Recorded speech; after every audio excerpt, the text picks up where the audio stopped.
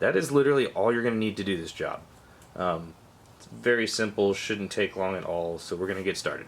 Alright, so the first thing you actually need to do is you need to ride the Zuma and warm all of the oils up. Alright, so we're back now, bike is warm, and it is time to drain the oil. Alright, so we're down here ready to drain the oil. One quick thing, that oil pan that I showed and then what you're going to need was too big to fit between the kickstand, which you can't see in the frame right now, and the tire here. So what I have is a gallon of milk with the top cut off. Pro tip here, recycle your containers, not just in your recycling bin, but in your garage. Reuse them yourself, repurpose. You can see the rear wheel here, you can see this is the bottom of your CVT, bottom of the motor here. I'm not going to touch it because it's going to be a little warm.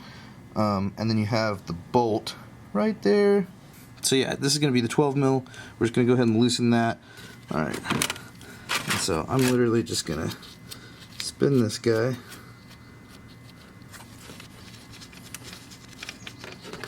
And there we go. Some nice dirty oil. And you see, if you use the gallon of milk, you even have a place to put your drain bolt here. One thing also is you want to make sure you let it drip. You know, there's nothing wrong with just leaving it for a minute. Let it drip. You really want to get all that old oil out of there. As far as I know, there's no downside to leaving it for a minute. Another thing that helps is you want to make sure that you have the oil fill cap on the other side, and we'll go look at that real quick. So the oil fill cap right there, if you open that, it helps for the oil to flow. I forgot to do that. Definitely do that. It's not a huge deal, but it's definitely good to have that open. It helps the oil flow out of the motor. Alright, so at this point it's been a few minutes. Just been letting it drip excess off the bottom of the case and around the drain hole here. We're going to go ahead and throw this drain bolt back in. There's hardly room for my big stupid hands. Alright, that's hand tight. Got our 12 mil here again, remember? Just nice and snug. Nice and snug there. Alright, so we got all the oil out of the motor. Now we are going to clean the oil screen, oil strainer, oil filter, whatever you want to call it. We're going to pull that out, clean that out, put it back, and then we'll fill it up with oil. This is the bolt right there. That's what you're going to need your 19 millimeter for. Nice. Wasn't too hard. Alright, so I got a little screen kind of thing you can see here off of my actual oil reservoir to make sure that I don't lose any washers or any components of the oil strainer when it comes out. I loosened it already with the ratchet. There it goes. And so it is spring loaded. Something to keep in mind when you're taking that out. You could hear it pop just then. That was the spring in there popping the bolt out, and that was just the sound of the bolt hitting my little screen on top of my little homemade oil reservoir here. So we'll try and gently remove this without losing any components. Okay, so make sure that you get all the pieces out of here, because even though it's spring loaded, even though it kind of shot itself out, not all of these pieces came with it. So that should be everything there. As you can see here, there's like a rubber O-ring. You have the screen itself. I'm sorry, right here. Kind of a little thimble with a plastic cuff. And then you've got the actual cap. And then of course the spring right here. And so that's all of the components as far as I can tell. So we're going to clean all of those and put it all back. Just in case it like exploded and, you know, the spring or something, you know, got away from you when you're taking it apart. I'll show you how to put it all back together, just in case. Pretty basic.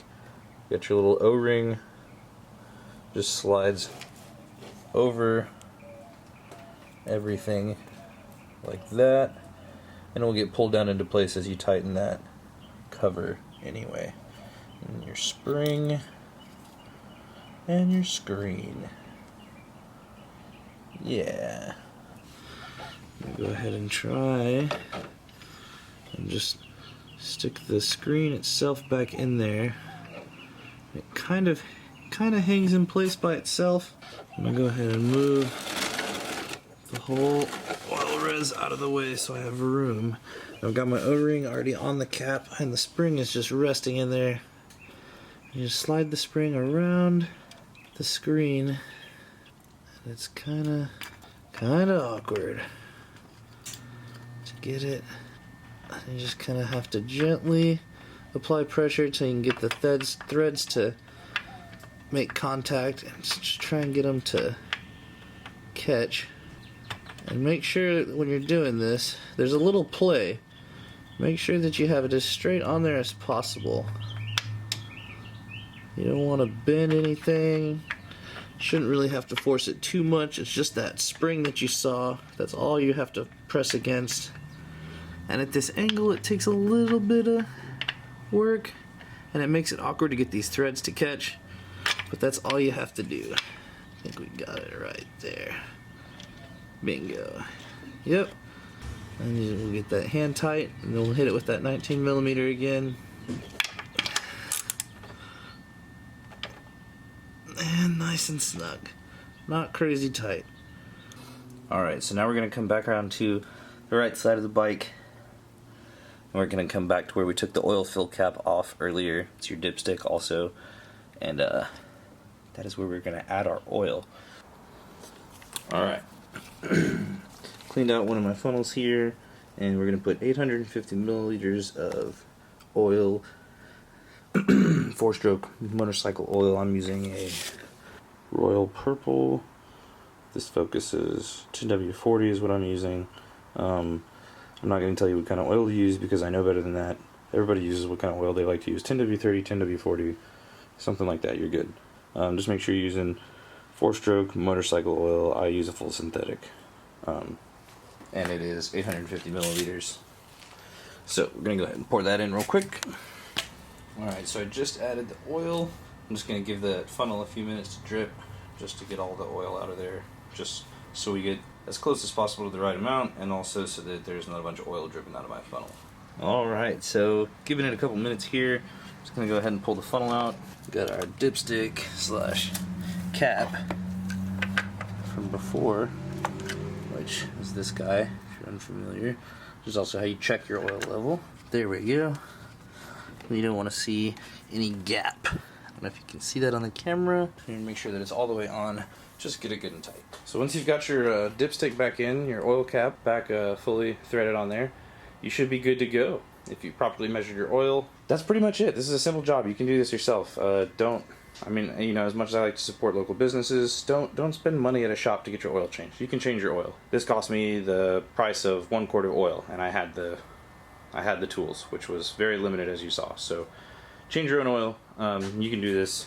That's pretty much all the mess I have to clean up right there. If you're wondering what to do with your used oil, you can usually take it to your local auto parts store.